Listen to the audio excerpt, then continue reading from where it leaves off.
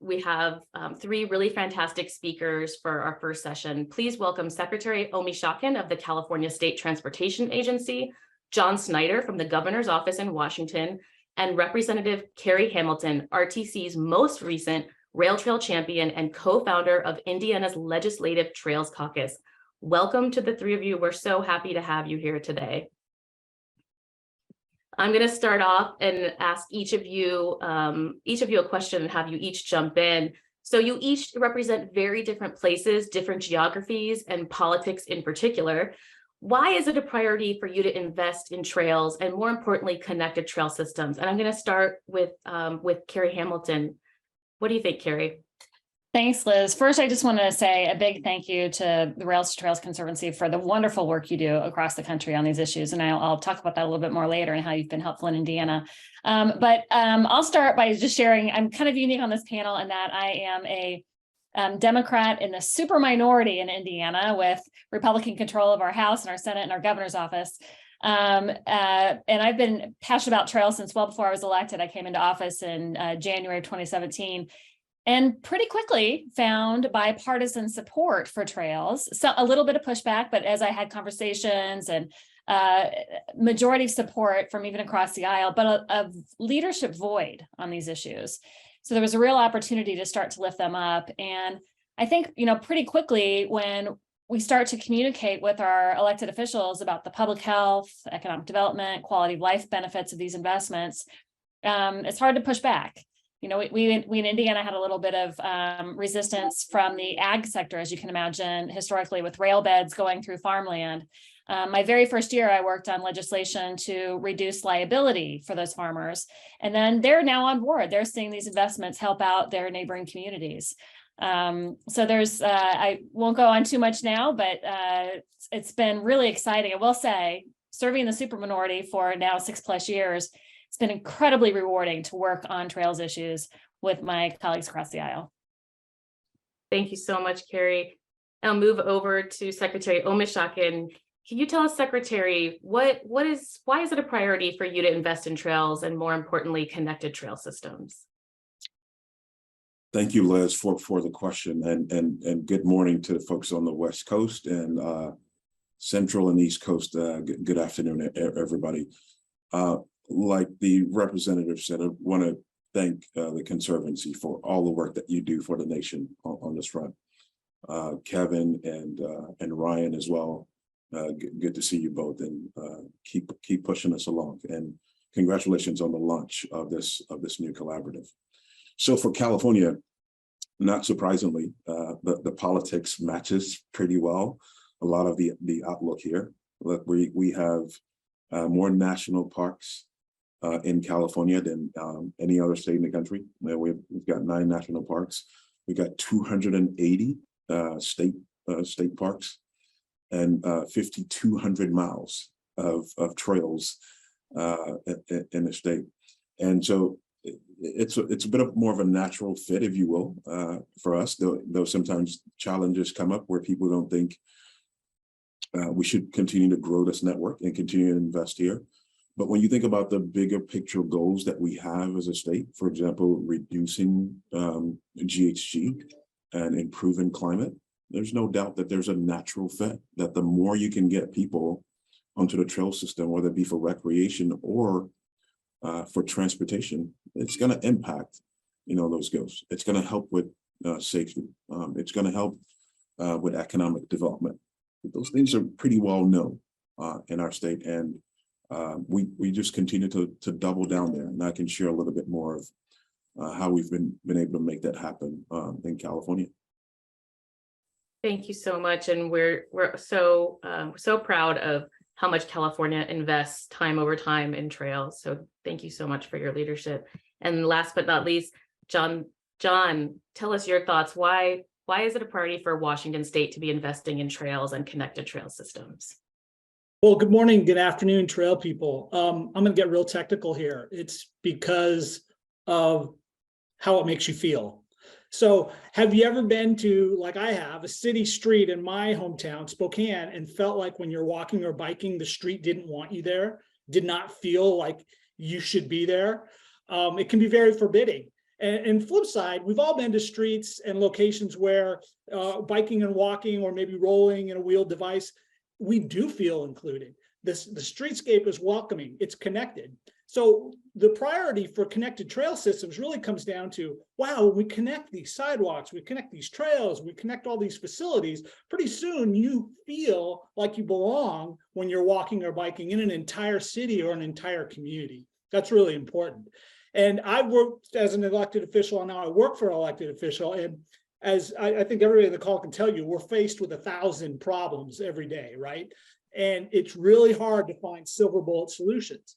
Those kind of solutions that can be a solution for multiple problems all at once.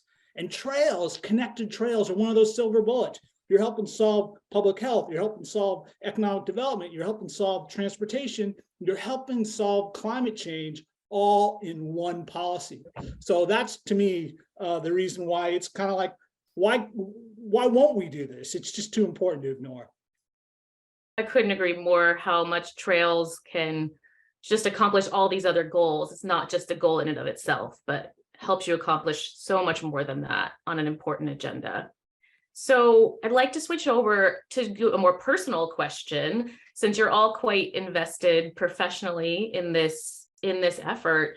How did this develop for you personally? What motivated you to make this a priority for your work? And if you could thread in, any places that you've visited or seen that have been particularly inspiring, where you visited and said, hey, I want that for my community. We'd love for you to add that in too.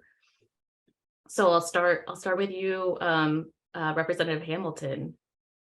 Thanks, Liz. So I have been passionate about trails and bike and pedestrian access for almost as long as I can remember, but most notably, I remember being 13 years old or so, hiking with friends in a state park here in Indiana, and kind of falling in love with the experience, walking through the woods, having conversations, enjoying nature. Later in my mid-20s, I hiked the Appalachian Trail from Georgia to Maine all by myself. I'm a through hiker.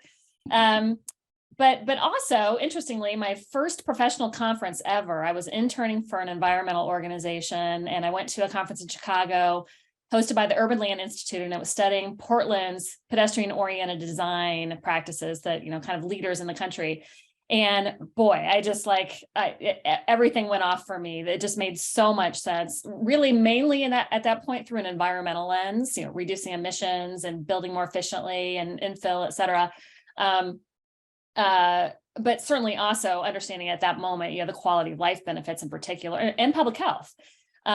So jump ahead to serving in the legislature, and to be able to start to work on this, it's incredibly rewarding. I will say, wherever I travel, whether it's work or pleasure, I find the local trails. So it's hard to pick one. There's so many great examples of great bike and pedestrian connectivity and urban trails in our country.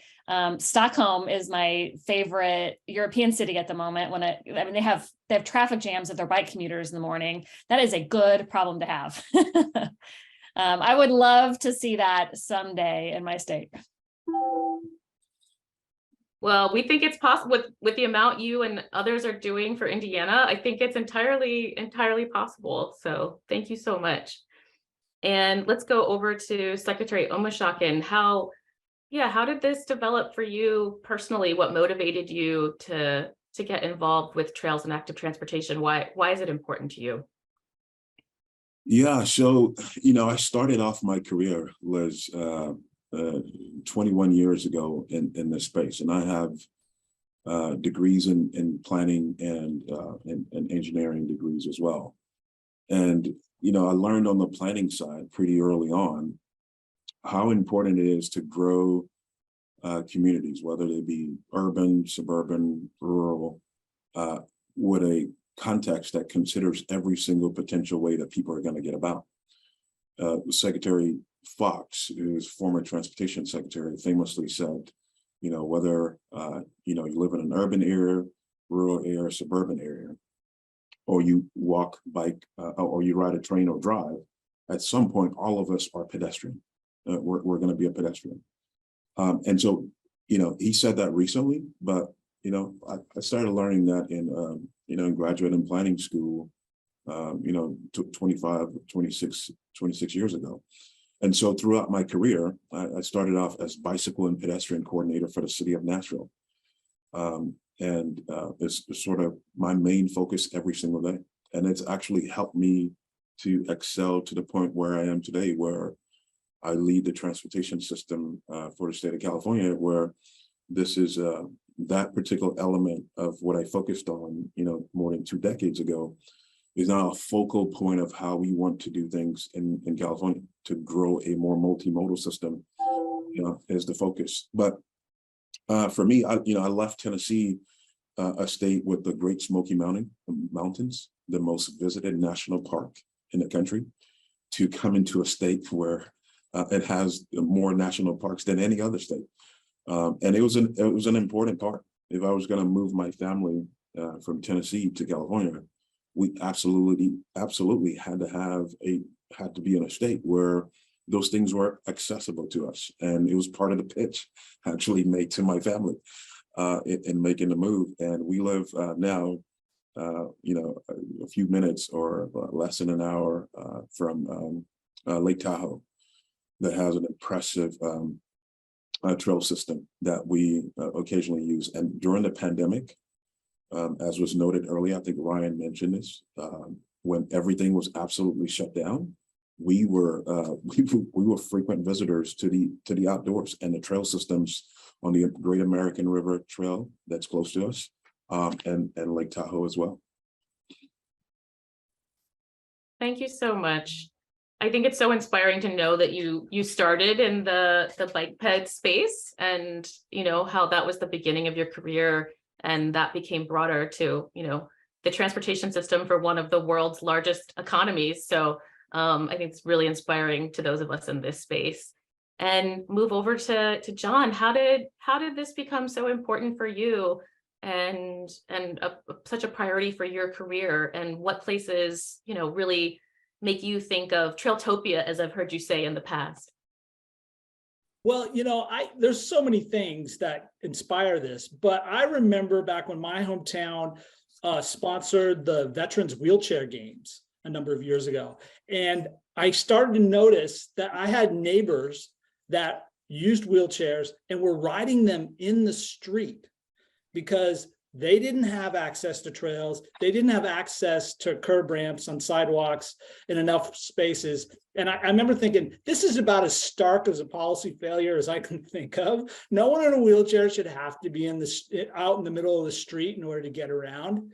And that really kind of galvanized my interest in trying to solve this problem and see how we can connect communities, get trails everywhere in our city.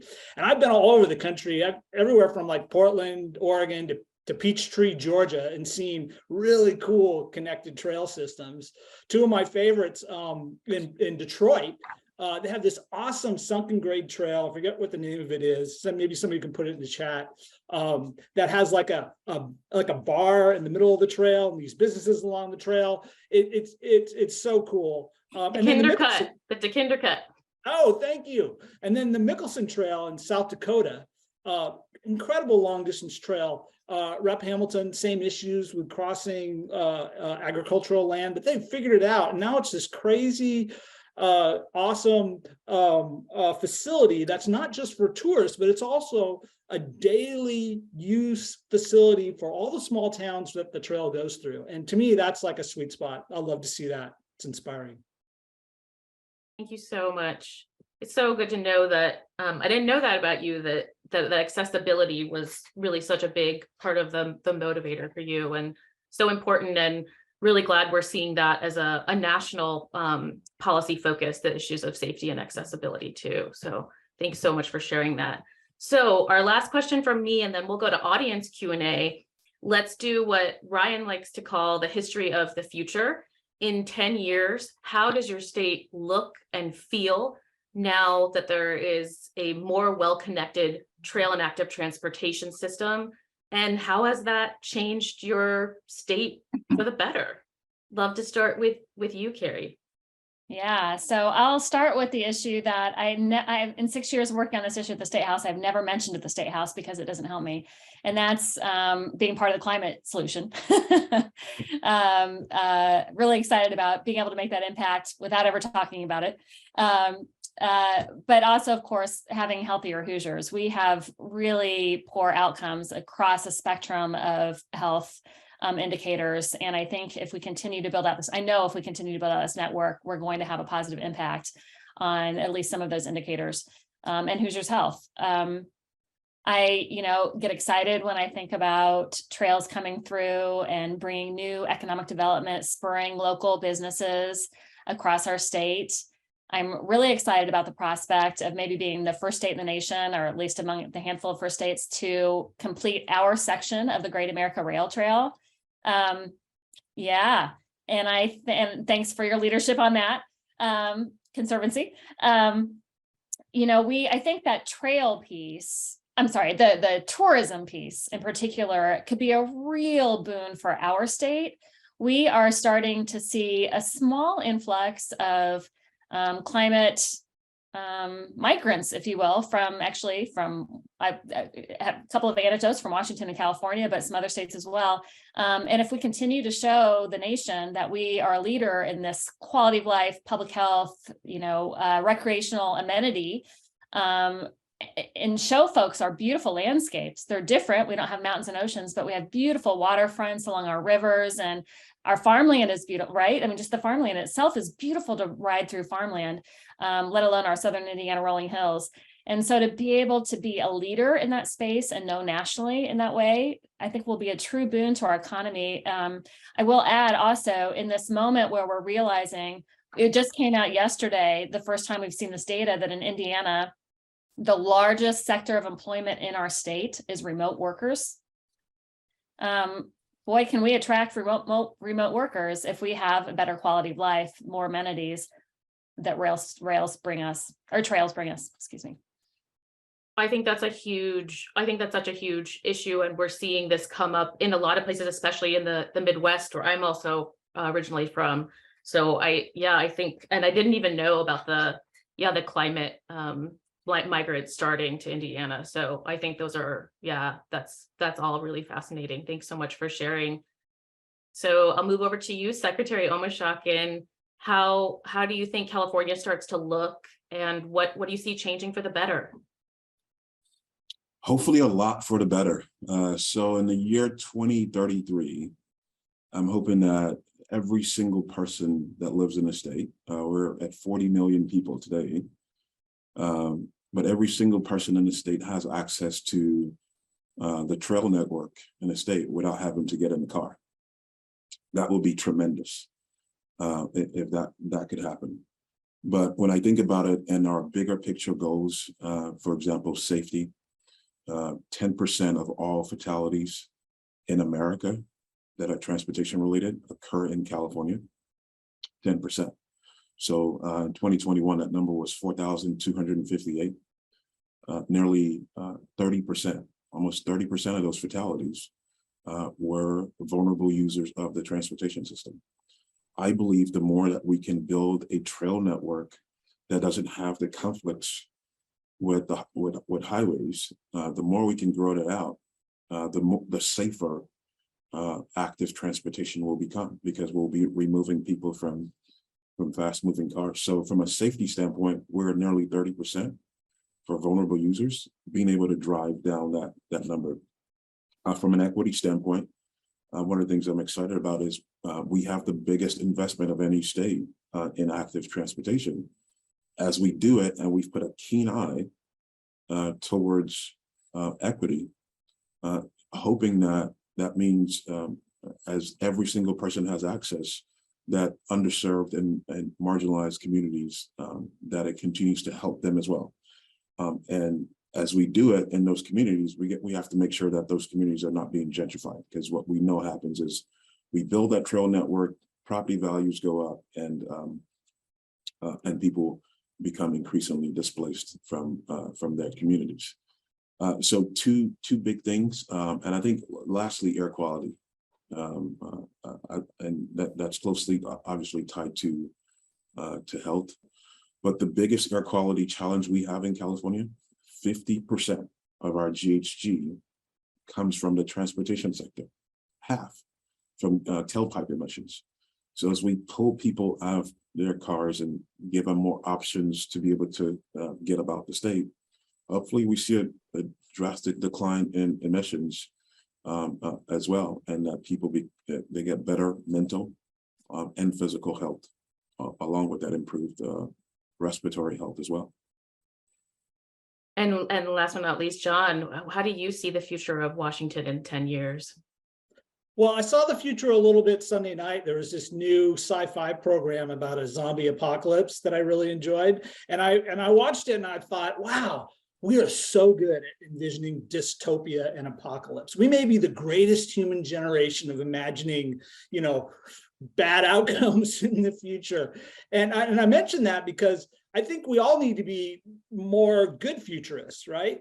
And that would be my request for everybody on the call. Think of that good future that the secretary and the representative have just laid out. Because if we can't think of a good future, I think it makes us give up on the present a little bit, because it's like feudal, it's all going to the zombie apocalypse, so let's not worry about it. If we have a future that is positive in mind, I think it motivates us a little bit more to say, hey, maybe our present isn't so great. I want to get to that future.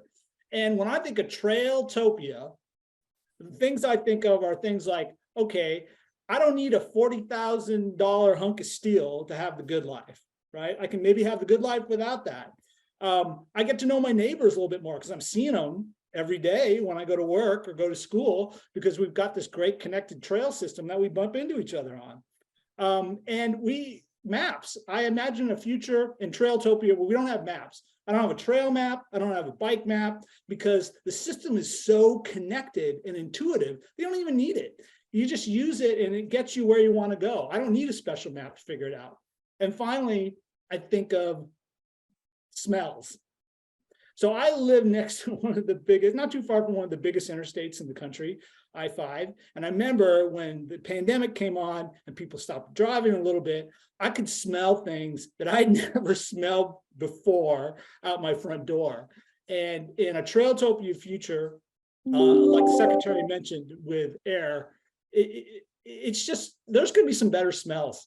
I'm looking forward to that. I saw that show too and had the same thought. So I like the utopia version.